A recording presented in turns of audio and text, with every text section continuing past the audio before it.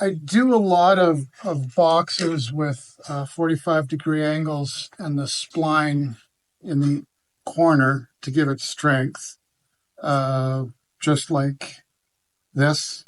So I make a lot of thin strips. These ones happen to be the exact width of my saw blade, which is what I cut the splines with on a different jig, which I'll show you. Maybe the next video will show you that jig. Pretty straightforward. But I use this one a lot for cutting thin strips. And a lot of the jigs out there, they're intended for longer pieces like this, or if you wanted to cut some short strips, they're not really set out for that. So I didn't invent this. I forget where I got the idea from, but I basically expanded on the idea. And this is my fancy jig. I will take all the components out of it. So basically I had some extra pieces of aluminum kicking around. So the structure of it is aluminum based. The main reason is it slides easy on the steel table. So it's basically an aluminum bottom. Got a T-track on the top here. So I can adjust the length of where that one sits. And I've got a T-track in the back as well with a scrap piece. This is a scrap piece. When it wears out, I'll just replace it with another one. But as you can see, I can adjust it out as far as I want. The concept is if I were cutting or ripping this into strips, as an example, I would start by setting my backstop to the right to come out the right length.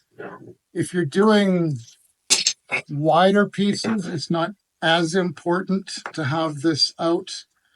It has to be out beyond the width of the strip at a minimum to catch this piece from wanting to shoot back in the blade. But if you're using wider stock, it only needs to just be out enough for that. Whereas if you're doing thinner pieces like this, you want to make sure that you've got your backstop out the width of the whole piece. And I'll show you why that's important as we get further along. So I set my backstop up first, which prevents it from going backwards. This angle that is on the T-track, as I said, is adjustable front and back. And the reason for this is to hold this down when it's going through the saw blade. So it's just a piece of aluminum angle with a slot cut in it and a little knob so I can tighten and loosen it. I've got these scrap pieces of wood that I keep in here. I'll just set it on top of the piece that I'm cutting. Tighten my clamp. There. Now, it can't go back and it can't go up. So with a little bit of side pressure, pretty straightforward and safe to cut it through. The only reason I made it this wide is just so it could hold all my tools. Extra pieces of this and my wrench if I need to adjust this beyond the knob. Let me make this cut. This is hickory, so it's a fairly hard wood, usually difficult to cut thin strips. The other thing you really want to be careful of with this jig is because it's not in a runner, I don't want it to hit my blade. So it's important that you always make sure that your jig is right up tight against your fence at all times. So I'll set this up against my table saw fence, and the width between this fence and my blade is going to be the thickness of the pieces that I cut. And again, this is the width of my table saw blade, so I need lots of those. So I'm just going to go ahead and set it in there. Okay, so I've got that roughly set up for the width of my blade. So I'm ready to go. Got this support holding it down in the front. I've got my backstop pulled all the way out. All it's going to take is a little bit of pressure on the side of this as I'm going through. So I've got my blade set the right height. I need my kickback come all the way out to catch the whole piece.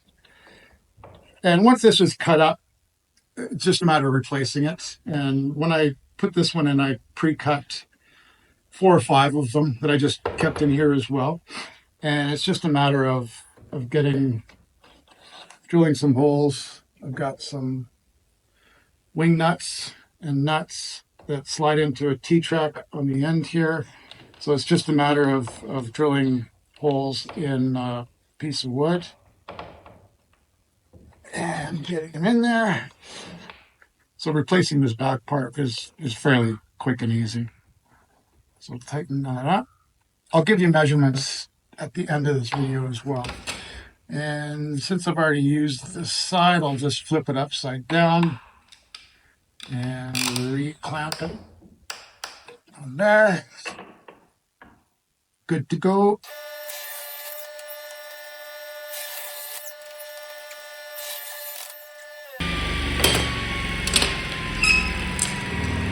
I love the smell of hickory when it's cut. I love it.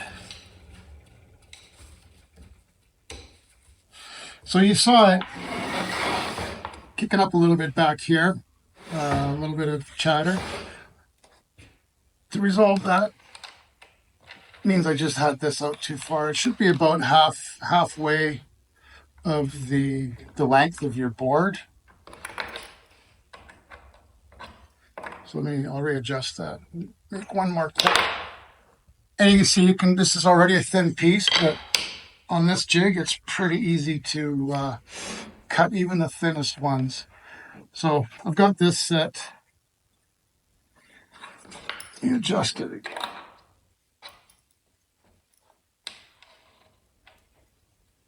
So there, I've got it set about halfway. The other thing you could do is have 2 of these, one in the front, one in the back. That's probably what I'll do, to be honest with you, because you're going to see this might chatter a bit in the front. It's not down tight enough. Okay, give this one a whirl.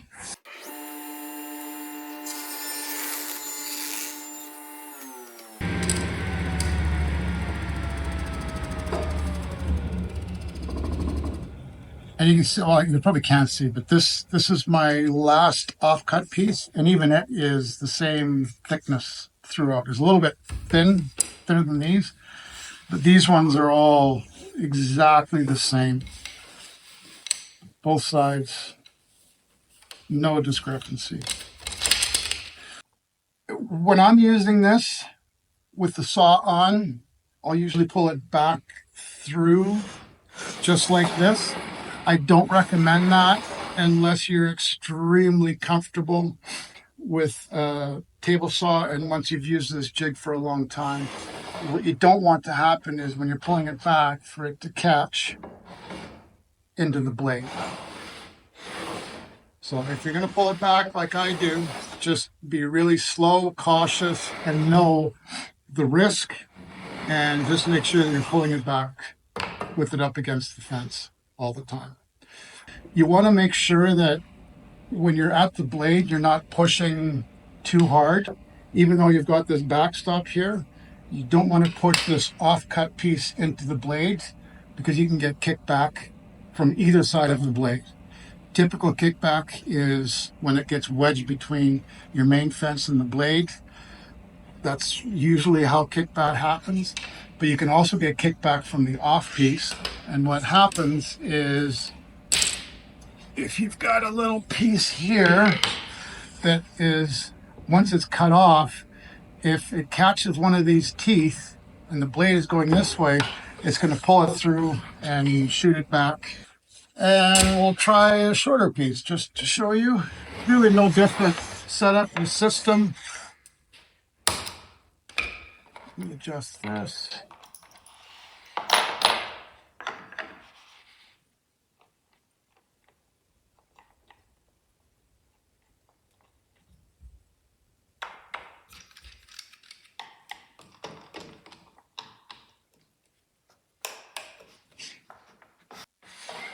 Okay. This is mahogany.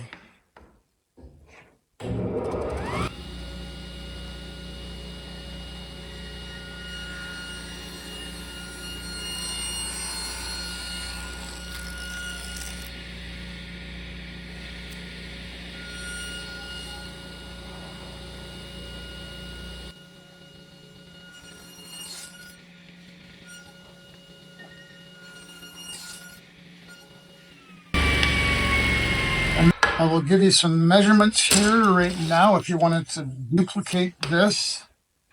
But again, you can be creative and come up with your own concept.